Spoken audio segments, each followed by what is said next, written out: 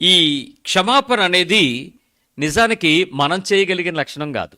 ఒక్క యేసుక్రీస్తు ద్వారా ప్రపంచానికి దొరికినటువంటి దైవిక సహాయం. ఇది క్షమించటం అనేది లోకంలో ఉన్నటువంటి మనుషులుగా స్వతహాగా వాళ్ళకున్నటువంటి నీతి క్రియలను బట్టి వాళ్ళు చేయగలిగితే చేశాడని చెప్పచ్చు. కానీ 100 మందిలో అలాంటి వాళ్ళు ఒక 5గురో 4గురో దొరుకుతారు తప్ప మిగిలిన 96, 95 మంది కూడా ఈ తప్పుని క్షమించటం అనే విషయంలో మీరు ఎన్ని చెప్పినా నేను క్షమించలేను, ఇంక దాని గురించి వదిలేయండి అనే దగ్గర ఆగిపోతారు. కానీ దేవుని యొక్క దైవికమైన సహాయం పొంది దేవుని నుంచి మనిషికి లభించిన గొప్ప హృదయ లక్షణం, వరము ఏదైనా ఉంది అనంటే క్షమాపణ మాత్రమే. ఈ క్షమించడం గురించి ఒక మాట చెప్పాలి. మత్తయి సువార్త 6వ అధ్యాయం 15వ వచనంలో, మీరు మనుషుల అపరాధములను క్షమింపకపోయిన ఎడల మీ తండ్రియు మీ అపరాధములను క్షమింపడు. ఇక్కడ చాలా కఠినంగా క్షమాపణ నియమము ఒక నిబంధనతో కూడి ఆజ్ఞగా మనకి ఇవ్వబడుతుంది. మీరు మనుషుల అపరాధములను గనక క్షమించకపోయిన ఎడల మీ తండ్రియు మీ అపరాధములను క్షమింపడు. యేసుక్రీస్తుకున్నటువంటి గొప్ప గుణం ఏంటో తెలుసా? ఆయన ఉమ్మూసి నుండి క్షమించగలడు, చిత్తం కొట్టినోండి క్షమించగలడు, మేకులు కొట్టినోండి క్షమించగలడు, ఆయనకు వీపి మీద పిడిగుద్దులు గుద్ది గడ్డం పీకినోండి క్షమించగలడు, ఎవడేం చేసినా క్షమించగలడు. కానీ ఆయన తండ్రి ఉన్నాడే, రోషం కలిగిన యెహోవా అని ఆయన పేరే. అందుకు దేవుని దగ్గర నుంచి మీరు క్షమాపణ పొందే పరిస్థితి మీకు దొరకదు అని యేసుప్రభు వారు చెప్పాడు. కుమారుడిని అనండి, పడతాడు. కుమారుడైన క్రీస్తుని అనండి, భరిస్తాడు. కుమారుడైన క్రీస్తుని మీరు ఏ రకంగానే చేయండి, ఆయన మిమ్మల్ని సంతోషంగా ప్రేమించి క్షమించగలడు. కానీ ఆయన తండ్రిని కనుక మీరేమైనా అన్నట్లయితే జాగ్రత్త అన్నాడు. పరిశుద్ధాత్మ దేవుని గురించి మీరేమైనా అన్నట్లయితే, దూషిస్తే జాగ్రత్త అని చెప్పాడు. కుమారుడికి ఇంత ప్రేమ ఇచ్చి తండ్రికి పరిశుద్ధాత్మ దేవునికి ఈ కఠినతను మనకి ఆపాదించటంలో ఓ ప్రత్యేకత కూడా ఉందర్రా. అది మనం అర్థం చేసుకోవాలి. గమనించండి, మీరు యేసుక్రీస్తునన్నా భరిస్తాడంట. యేసుక్రీస్తుని తిట్టినా, కొట్టినా, అసహించుకున్నా, మీరు చేత్కరించుకున్నా, వదిలేసినా, చక్కాగాడు, 3 మేకులు పీక్కోలేనోడు అని ఎన్నన్నా ఆయన ఏం అనుకోడంట. కానీ ఎవరినైనా మీరు క్షమించకపోతే ఆయన మీ జోలికి వస్తాడంట. చూడండి ఎంత విచిత్రం. ఎవడైనా కొడుకునంటే తిరగబడతాడు కానీ పక్కోడినంటే తిరగబడతాడా? మనలో అనమాట. మీ పిల్లలనంటే మీకు బండుద్దు కానీ పక్కోడు ఎవడని తిడుతుంటే మీరు మనకెందుకు పదరాని వెళ్ళిపోరు మీరు. కానీ ఇక్కడ దేవుడు అలా కాదంట. మీరు పక్కోడిని ఏమనంటే తిరగబడతాడంట, కొడుకుని ఏమనంటే వదిలేస్తాడంట. ఏం న్యాయమో మరి ఆయనకి? ఏంటి న్యాయం ఈ అన్యాయం? ఇప్పుడు చెప్పండి. మీరు ఎవడు అక్కడ అన్నాడా? మీ అన్నదమ్ముల అపరాధాలు అన్నాడా? మీ చుట్టుపక్కల అపరాధాలు అన్నాడా? మనుషుల అపరాధాలు అన్నాడా? అంటే ఎవరు ఆల్రెడీ పుట్టి చచ్చిపోయిన మీ తాత గురించి నువ్వేమన్నా అన్నా కూడా ఇప్పుడు పడుతుంది. మొన్న ఏదో సందర్భం వస్తే ఒక ఇద్దరు మాట్లాడుకుంటున్నప్పుడు ఆ పక్కన నేను ఉన్నానంటే, మీ తాతను అనాలే అన్నది. ఎందుకు అనంటే, జబ్బులన్నీ ఎట్టుకుని పెళ్లి చేసుకుని మా అమ్మమ్మని ఎత్తుకుని నిన్ను కానీ నీ ద్వారా నాకు అంటిచ్చాడే మా తాతగాడు అంటాడు. క్యాన్సర్ వచ్చింది అమ్మాయికి. ఎక్కడి నుంచి వచ్చిందనంటే వాళ్ళు డాక్టర్స్ ఏమడుతారు ఖచ్చితంగా, వాళ్ళు ఊరుకోరు. జీన్స్ అంట.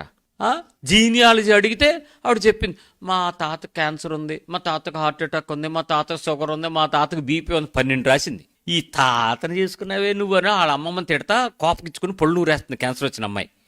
అది కాసేపు ఈయన అనుకున్నాను, ఇప్పుడు ఈ మనుషుల అపరాధాలను క్షమించమంటే ఇప్పుడు ఏం క్షమిస్తుంది? ఎప్పుడు అపరాధం అది? తాత, నానమ్మ, అమ్మమ్మ, మళ్ళీ అక్కడి నుంచి అలా అమ్మ, ఇప్పుడు ఈ అమ్మ. ఎన్ని పాపాలు! మనుషుల అపరాధాలు అనిసాడంటే నీ సొంతమని కాదు, మీ పక్కన అడగండి, ఎవరి మీద నీకు లేదా భూమి మీద? అందరినీ క్షమించే మనసుందా? ఉందా? నిన్న ఒక ఆటో డ్రైవర్ గారు నా దగ్గరకు వచ్చి, అయ్యగారు మీరు గట్టిగా ప్రార్థన చేయండి అన్నాడు. దేనికోసం? ఆటో గురించి ఏమన్నా. మనకున్న ఆలోచన అంటే ఆటో ఏదో ట్రబుల్ ఇచ్చినట్టు ఉంది, పాప మీరు డైలీ ఫైనాన్స్ కట్టుకోలేకపోతున్నాడు, పిల్లల ఫీజులు పెరిగిపోయి ఏదో సాయం చేద్దామని మంచి ఉదారతో ఏంటి నాయన అనేసి అంటే, ఈ నా కొడుకులు ఎక్కి దిగి డబ్బులు ఇవ్వకుండా వెళ్ళిపోతున్నారండి. ఆయన బాధ ఆయన్ని. దిగిపోయి పైగా ఏమంటాడంటే, సరిపోద్దులే అని చేతులు ఎడతాడండి. 20 రూపాయలు దూరం 10 రూపాయలు చేతిలో వెళ్ళిపోతాడు. ఎలా ఉంటుంది?